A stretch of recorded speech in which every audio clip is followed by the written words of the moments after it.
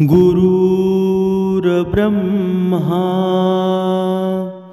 गुरुर्विष्णू गुरुर्देवो महेश्वरा सद्गुरु साक्षात परब्रह्म तस्मै श्री सद्गुरुवे नमः। जय जय रघुवीर समर्थ श्रीराम समर्थ। ओम श्री गुरुदत्तात्रेय श्रीपाद श्रीवल्लभाय नमः। सद्गुरूंना समर्थांना नतमस्तक होऊन आपण या सकाळच्या वातावरणामध्ये या निरूपणास सुरुवात करूया। समर्थ सांगतात, हे मानवा, तू परमेश्वराकडे असं दान माग, तू असं तुझ्या बुद्धीला चालना माग की तुझी बुद्धी स्थिर राहील, एकवचनी राहील। म्हणजेच काय? म्हणजेच बघा, समर्थ सांगतात की हे मानवा, तू परमेश्वराकडं असं माग बघा, तुझ्या आयुष्याचं सार्थक होऊन जाईल। पण मानव काय मागतो? मानव परमेश्वराकडं मागतो की हे परमेश्वरा, मला धन दे, संपत्ती दे। पण मनाच्या समाधानाचे काय? कधी विचार केला आहे का तुम्ही? आपल्याला जे मागायचं आहे, जेव्हा मनामध्ये आपल्या समाधान निर्माण होईल, तीच तर खरी श्रीमंती आहे। पण असा मानव हे दान परमेश्वराकडे मागतो का? का मागत नाही? विचार करा। याचं उत्तर समर्थांनी दिलेलं आहे। जो रोज उपासनेमध्ये लीन आहे, ज्याला प्रचिती आलेली आहे, तो दान परमेश्वराकडं कोणतं मागतो? बघा, या सज्जन भक्ताच्या दोन रीत सांगितलेल्या आहेत समर्थांनी। एक सज्जन भक्त असतो की तो परमेश्वराकडं बघा परमेश्वराची भक्ती करतो, परमेश्वराची रोज उपासना करतो, रोज श्रवणामध्ये असतो। तो काय मागतो की हे परमेश्वरा, मला धन दे, संपत्ती दे, माझं सर्व कुटुंब चांगल्या सुखामध्ये राहू दे, पण धन आणि संपत्ती मला मिळाली पाहिजे। पण दुसरा एक सज्जन भक्त असतो, तर तो काय मागतो परमेश्वराकडं की हे परमेश्वरा, मला धन संपत्ती दुसरं काही नको, तुझं नाम माझ्या मुखामध्ये घेण्यासाठी माझी वैखरी चांगली राहू दे। तू मला हे एकच दान दे की ते आयुष्यभर तुझं नाम घेण्यामध्ये मी तुला पूर्ण समर्पित होऊन जाईल। पण आपण असं मागतो का? आपण कधीच देवाकडं, परमेश्वराकडं मला समाधान मिळेल असं काहीतरी दे, असं कधीच मागत नाही। हे मानवा, सज्जन भक्ता, तू कधीतरी असं माग, तेव्हा बघ तुला कशी प्रचिती येईल आणि तुझं पूर्ण जीवन सोन्यानं न्हाऊन निघेल। पण कधीतरी मागायची सुरुवात कर। जे मागायचं आहे ते तो आयुष्यामध्ये कधीच देवाकडे मागितलेलं नाही। बघा, हे धन संपत्ती या गोष्टी, हे जे हा जो मानव मागत आहे ना, त्याला हेच समजलेलं नाही आहे की ज्या परमेश्वराची तू भक्ती करत आहे, तो काय आंधळा नाही आहे। तुझ्यावर जेव्हा तुला किती हवं आहे ना, ते त्याला नक्की माहीत आहे आणि ते तो ओळखतो आणि तुला कमी कधी पडू देणार नाही। तुझ्या जे भाग्यामध्ये आहे ना, त्याच्यापेक्षा दुपटीनंच तो देणार आहे। मग तू मागतो का? तुझी वैखरी वाया का घालवतोस? कधी विचार कर मानवा. समर्थ पुढे सांगतात, हे मानवा, तुझे विचार श्रेष्ठ ठेव. तुझे विचार जर श्रेष्ठ असतील ना, तर मला तुला द्यायची वेळच येणार नाही. तुला आपोआप सर्व काही मिळून जाईल. बघा, हे स्वामी समर्थांचे विचार आहेत ना, हे समर्थांचे विचार आहेत ना, हे संसार सुखाचा करण्यास लावतील हातभार. पण फक्त विश्वास आणि श्रद्धा ठेवायला हवी. बघा, पती पत्नीने हे लक्षात घ्यायला हवं. लग्न तेव्हाच टिकतं जेव्हा तुम्ही काही तडजोड करता. बघा, संसार म्हटलं की सुख आणि दुःख आलंच, भांडण तर होणारच. आणि ह्या भांडणाशिवाय या संसारात सुद्धा मजा नाही. पण ते भांडण किती असावं, किती वेळ असावं, याच्यावरही समर्थांनी दृष्टिक्षेप टाकला आहे. या कलियुगामध्ये नवरा बायकोचं भांडणं होतात आणि एका क्षणामध्ये नाती तोडून टाकतात, एकमेकांपासून दूर होतात. असं असतं का नवरा बायकोचा संसार? विचार कर मानवा. नवरा बायकोच्या संसारातील भांडण म्हणजे एक क्षणात दुःख आलं तरी एक क्षणात सुख येण्याचं तडजोड करणारं नातं. एक क्षणात बघा, एक क्षणात एखाद्याची चुकी झाली तर दुसऱ्याने स्वारी म्हणावं, असं असतं नवरा बायकोचं नातं. म्हणजेच काय? म्हणजेच बघा, या कलियुगामध्ये ही नवरा बायकोची संसार तुटण्यामागचं कारण काय? तर तो मीपणा, अहंकार, भोग. बघा, हा जोपर्यंत अहंकार आणि मीपणा आहे ना, तोपर्यंत तुमच्या संसाराची राख रांगोळी होणारच आहे.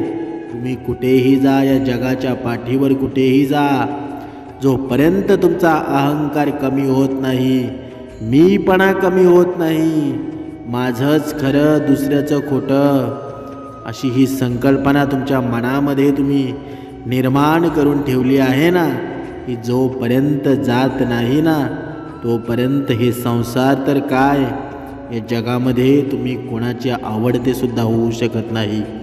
म्हणजेच काय? म्हणजेच बघा, समर्थ सांगतात का मात्र लग्नानंतर योग्य पद्धतीनं हे नातं सांभाळायचं असेल ना, तर समर्थांचा उपदेश नक्कीच तुम्हाला मार्गदर्शन ठरू शकतो. पण तुम्ही समर्थ वचनामध्ये आहात का? बघा, कधी कधी काय होतं, भक्ती मार्गामध्ये, श्रवणामध्ये बघा, पत्नी असते वेगळ्या कर्मकांडांमध्ये आणि पती असतो वेगळ्या भक्ती मार्गामध्ये. त्यांचं काय होतं, इथे समर्थ खूप सुंदर उदाहरण देतात की एकाच भक्तीमध्ये पती पत्नीने का असावं, पूर्ण कुटुंबाने एकाच भक्तीमध्ये का असावं? तर त्याचं उत्तर असं आहे की एकाच भक्तीमध्ये असेल तर सुख दुःखांची जडणघडण एक साईडनेच होते. म्हणजेच काय? म्हणजेच सर्वांना सर्व दुर्विचार असलेले विचार काढून टाकतात आणि समर्थ सर्वांवर कृपादृष्टी करतात. समर्थ पुढे सांगतात की हे मानवा, तू एवढा मोठा प्रवास कशासाठी करत आहेस? सर्व तुझ्या जवळ आहे, सर्व ब्रह्मांड तुझ्या जवळ आहे, स्वर्ग तुझ्या जवळ असून एवढ्या नरकामध्ये तू का फिरत आहेस? बघा, ज्यावेळी गणपती बाप्पांनी त्यांच्या आईवडिलांच्या भोवती प्रदक्षिणा घातल्या आणि पूर्ण ब्रह्मांडाचं पुण्य त्यांना मिळालं. म्हणजेच काय? म्हणजे पृथ्वी प्रदक्षिणा घालण्याची गरज आहे का? तर नाही. तुमचे आई वडील आहेत ना, त्यांच्यातच सर्व स्वर्ग बसलेला आहे. पण आपण पूर्ण पृथ्वीला प्रदक्षिणा घालायला बघतो की इथे ज्ञान मिळतंय की तिथे ज्ञान मिळतंय, पण सगळीकडे जाऊन आपण झिरोच राहतो. आपल्याकडे पापच शिल्लक राहतं. मग पुण्य कधी मिळायचं? म्हणून ज्या भक्ती मार्गामध्ये आपण आहोत ना, तोच श्रेष्ठ आहे. आणि तेच श्रेष्ठत्व जाणून घेऊन मनाने चिंतन करून उपासनेला सुरुवात करा. या जगामध्ये समर्थांशिवाय, सद्गुरूशिवाय ही माय कुठेच नाही. हा ब्रह्मांड तुम्ही कुठेही फिरा, ही सद्गुरू आई ज्याला भेटली ना, त्याचं भलंच झालं, त्याचं जीवनाचं सार्थकच झालं. बघा, एक आपली जन्म देणारी आई असते. बघा, तिचं मूळ बाळ कितीही चुकलं तरीही ती त्याला तिच्या जवळच घेते. जरी ती रागवली तरी ते क्षणिक राग असतो. एका क्षणात ती रागवली तर दुसऱ्या क्षणात तो राग कुठे निघून जातो काही समजत नाही.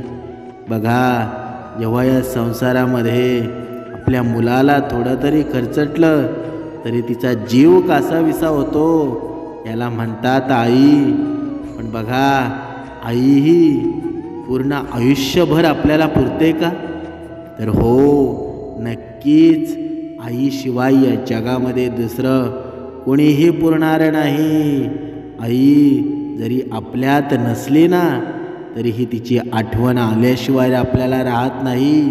कारण या जगामध्ये आईसारखं प्रेमच कुठे नाही. बघा, पुढे समर्थ सांगतात की ही जन्मदाता आई आणि दुसरी आई मिळते ती आपल्याला भक्ती मार्गामध्ये. आणि आता ती आई आपल्याला भेटलेली आहे. ही आई म्हणजे सद्गुरू आई. तुम्हाला प्रचिती येऊन गेलेली असेल. बघा, ही आई कोण आहे, कसं आहे.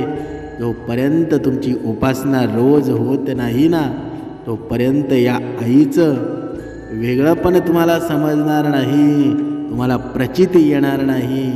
पण ही आई एवढी श्रेष्ठ आहे ना, की ही आई आपल्या मुलाला कधीच दुर्व्यवहार करत नाही. मूल जरी किती चुकला ना, तरी त्याला सांभाळून घेते, प्रेम करते. या जगामध्ये ही आई आहे ना. बघा, आपण ज्याप्रमाणे आपल्या जन्मदात्या आईवर प्रेम करतो ना, तसं प्रेम जर तुम्ही या आईवर केलं ना, तर बघा या जीवनाचा आनंद कसा निर्माण होईल. तुम्ही जरी चुकले ना, या संसारामध्ये जरी तुमची चुकी झाली ना, तरी ही आई बघा कसं तुम्हाला प्रेम लावेल, सांभाळून घेईल. पण ह्या आईवर आपण प्रेम करायला हवं ना. ते प्रेम कसं कराल? तर ते प्रेम फक्त होईल भक्ती मार्गाने, श्रवणाने, रोज 2 वेळा उपासनेने. पण हे आपण कधी करायचं? फक्त हप्त्यातून 1 वेळा का? तर नाही, प्रत्येक दिवशी ब्रह्ममुहूर्तावर उठून आपल्याला उपासना करायची आहे.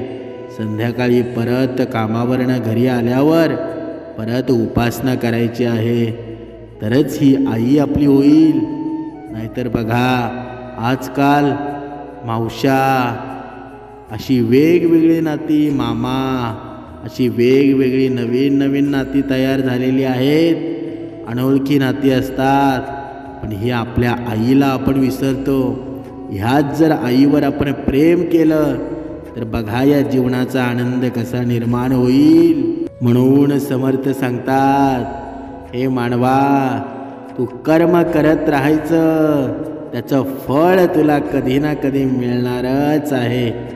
कितीही तुझ्यावर संकट येऊ दे, कितीही तू हिरमुसला होऊ दे, कितीही तुझ्या जीवनामध्ये अंधार पडू दे, पण आपला एकमेकांचा आधार पती पत्नीचा असतो. म्हणून या संसारामध्ये पती पत्नीला खूप अनन्यसाधारण महत्त्व आहे. बघा, हे जर सार समजून संसार करायचा हेच नेहमी समर्थ सांगतात. बघा, समर्थ पुढे सांगतात, हे मानवा, तू कसलाही विचार करू नकोस. कारण संसार आहे ना, तर त्या संसारामध्ये दुःख तर येणारच आहे.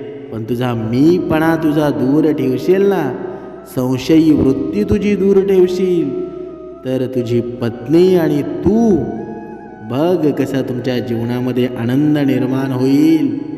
संसारात पती पत्नी हे एक समानच असतात. संसाराचा गाडा नीट सावरायचा असेल ना, तर दोघांकडेही अहंकार आणि मीपणा असून चालत नाही. कारण ही गाडीची 2 चाकं असतात. एक चाक असतो पुढचा आणि एक चाक असतो मागचा. बघा, एक चाक असून चालत नाही, कारण मागचा चाक असतो पती आणि पुढचा चाक असतो पत्नी. म्हणून पतीला परमेश्वर का मानलं जातं, याच्यामध्ये खूप सुंदर उत्तर आहे. बघा, तुम्ही विचार कधी करू शकता की या संसारामध्ये पती पत्नीच्या पाया का नाही पडत? कधी विचार केला आहे का तुम्ही? तर बघा, जेव्हा लग्न केलं जातं, जेव्हा लग्न होतं, तेव्हा आपण थोडक्यात तुम्हाला सांगावंसं वाटतं की बघा, आपण नवरा असतो, त्या नवऱ्याला काय म्हणतो आपण? नवरदेव. आणि ती मुलगी असते, तिला आपण नवरी देवी म्हणतो का? तर नाही.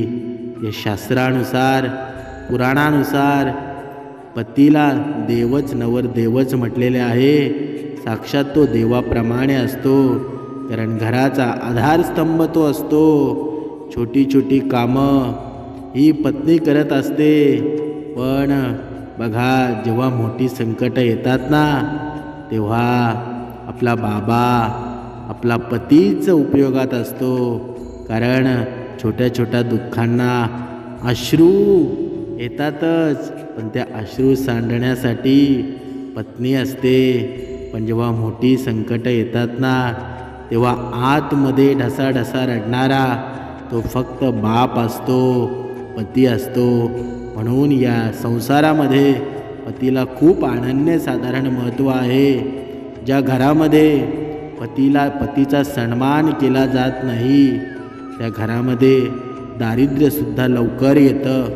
म्हणजे बघा, म्हणून प्रत्येक पत्नीनं आपल्या पतीच्या पाया पडणं खूप गरजेचं आहे. जेव्हा ही शक्ती एवढी प्रचंड आहे ना, जेव्हा पत्नी सकाळी आणि संध्याकाळी 2 वेळा आंघोळ केल्यानंतर, बघा, स्नान केल्यानंतर पतीच्या पाया पडते ना, तेव्हा त्या घरामध्ये खरं तर घरपण निर्माण होतं. बघा, जेव्हा संध्याकाळ होते, सकाळ होते, जेव्हा आपला पती कामावरनं येतो आणि कामावरनं आल्यानंतर पत्नी त्याला पाणी घेऊन जाते आणि पाणी पिल्यानंतर शांत होतो. आणि नंतर बघा, पत्नी जेव्हा पतीच्या पाया पडते ना, तेव्हा हा देव पूर्ण घरामध्ये संचार निर्माण होतो. कारण हा पॉझिटिव्ह एनर्जी असते. नुसतंच पत्नी पतीच्या पाया पडत नाही, कारण परमेश्वर असं सांगतो की मी तिथे नसेल, पण माझं स्वरूप तिथे असेल. बघा, तुम्ही इथे विचार कराल की माझा पती त्या पद्धतीचा नाही आहे, कारण त्याला व्यसनं आहेत. तो क्रूर विचार करतो, काही कर्म व्यवस्थित करत नाही. भरपूर पत्नींच्या अशा खूप प्रश्न आहेत. पण समर्थ सांगतात, तुम्ही पत्नी धर्म निभवा, पत्नी धर्म स्वीकारा. कारण तुम्ही हे असं रोज रोज जर करत राहाल ना, तेव्हाच तुम्ही एक ना एक दिवस समर्थ कृपा नक्की होईल. म्हणून समर्थांनी सांगितलेलं आहे की पती पत्नीचं नातं एवढं श्रेष्ठ आहे ना, की या नात्याला कोणीही तडजोड करू शकत नाही. म्हणजेच काय? म्हणजेच बघा, आपली पत्नी पतीच्या पाया पडते, ते पाहून आपली मुलंसुद्धा शिकतात. ज्या घरामध्ये पत्नी पतीच्या पाया पडते ना, त्या घरातली मुलंसुद्धा आई बापाच्या पाया पडतात. म्हणून पहिलं कर्म, पहिला धर्म आहे पत्नीने पतीच्या पाया पडणं. तेव्हाच आपली मुलंसुद्धा ते अंगीकार करतात. नाहीतर बघा, पत्नी कधी कधी काय होतं, आपल्या पत्नीला पतीचे पाय कुठे आहेत या आयुष्य जातं पण कधी माहीत होत नाहीत. जेव्हा लग्न होतं ते 5 दिवस फक्त पत्नी पतीच्या पाया पडते आणि नंतर सर्व विसरून जाते. आजकाल तर या कलियुगामध्ये आहोजाहो ही गोष्टच विसरलेलो आहोत आपण. बघा, आजकालची पत्नी त्या नवऱ्याला, त्या पतीला नावासहित हाक मारते, इकडे ये रे, तिकडे ये रे.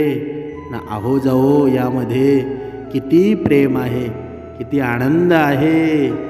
बघा, हे सर्व आपण विसरलेलो आहोत. म्हणून हे क्रूर कर्म चालू झालेले आहेत. म्हणून समर्थ सांगतात, अरे मानवा, जुनं तेच सोनं होतं, हे तुला कधी कळेल. म्हणून माणसं घरातून जुन्या वस्तू बाहेर फेकायला लागले आहेत आणि क्षणिकमध्ये तुटणाऱ्या गोष्टी घरात आणायला लागले आहेत. अगोदर कौलारू घरं होती, आता स्लॅबची घरं आली, सिमेंटची घरं आली, घरांवर पत्रा आला, कवळांमध्ये हवा खेळती होती म्हणून आजार नव्हती. पण आता आपल्या रूममध्ये जर आपण गेलो ना, तर तिथे मच्छर यायला सुद्धा जागा नसते, तरीही मच्छर माणसाला खातात. ही मोठी शोकांतिका आहे. आणि त्यावेळी घराच्या कवळांच्यातून मोठमोठे बोगदे होते, घराच्या भिंतींमधून मोठमोठे बोगदे असायचे, तरीसुद्धा मच्छर ही गोष्टच माहीत नव्हती. किती फरक करून ठेवला आहे रे मानवा. कधीतरी विचार कर या जीवनाचा, तरच तुला हे मर्म कळणार आहे. म्हणून या संसार रूपी गाडीची ही 2 चाकं, पती पत्नी कितीही जुनी जरी झाली ना, तरीही ती एक साथच चालायला हवी. पण ती केव्हा चालतील? तर बघा, समर्थ सांगतात की संसार म्हटलं ना की सर्व काही आपल्याला हवं तसं होतंच असं नाही. कधी कधी पतीने पत्नीसाठी, तर कधी कधी पत्नीने पतीसाठी त्याग करणं गरजेचं असतं. पण आजचा कलियुगातला पती आणि पत्नी करतात का? नाही. म्हणूनच दूर होतात एकमेकांपासून. म्हणून जर सद्गुरू चरणामध्ये जर असतील ना, तर त्यांच्या घरामध्ये कधीच भांडण होत नाही. बघा, या सद्गुरू चरणांमध्ये येण्याच्या अगोदर आणि आत्ताची परिस्थिती बघा किती फरक झाला आहे. अगोदर क्रूर कर्मांमध्ये आपण बुडालेले होतो, पण आता सर्व काही आपल्या मनासारखं होतं. ही तर समर्थच कृपा आहे. बघा, पुढे समर्थ सांगतात, हे मानवा, यामधून केवळ आत्मानंद अथवा आनंदच प्राप्त होईल जेव्हा पती पत्नी एक सोबत असतील.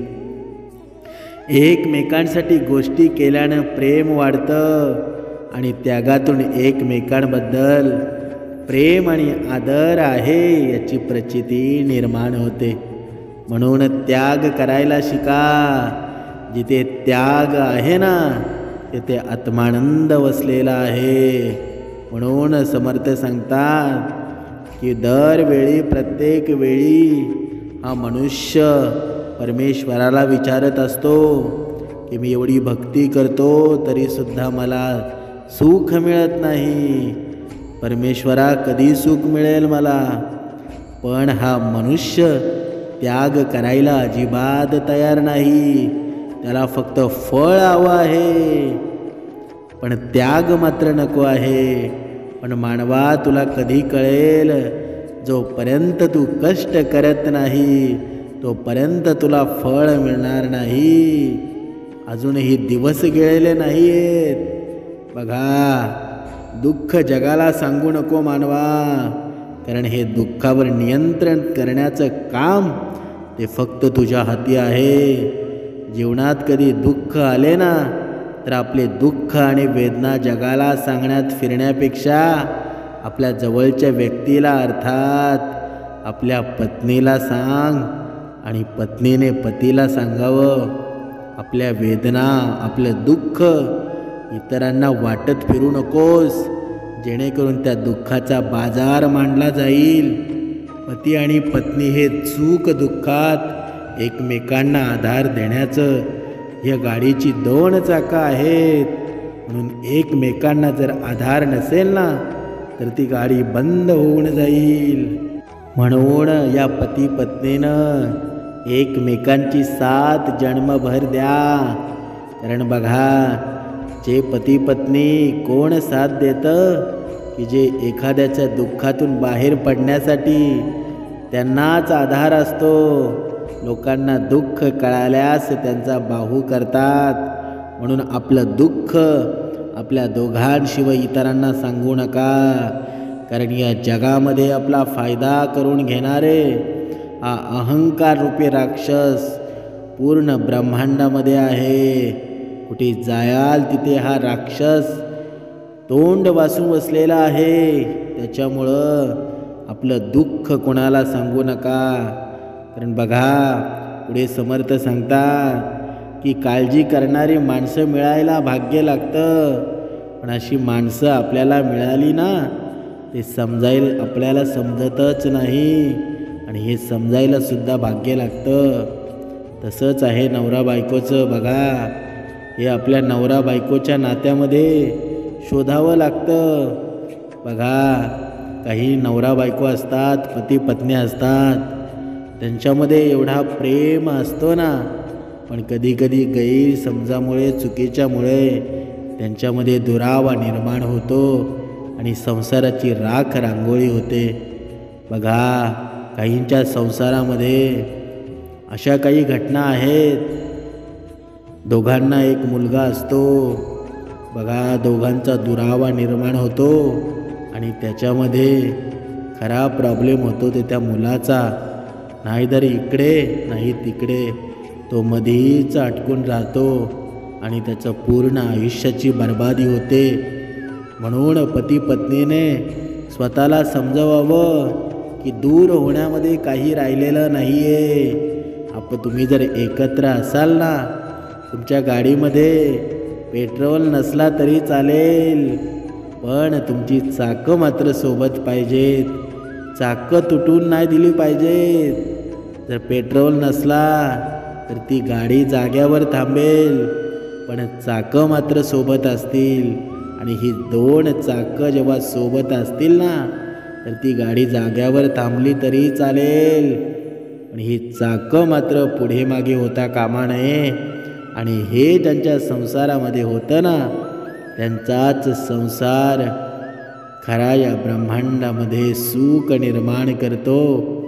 बघा, हे समर्थ कृपा आहे आपल्यावर. आपला संसार किती सुखाचा झाला आहे. दोन्ही नवरा बायको, पती पत्नी दोन्ही श्रवणाला बसलेली आहेत, एकत्र श्रवण करतात. बघा बघा, आपल्या घरामध्ये हा परमानंद परमेश्वर कसा वसलेला आहे.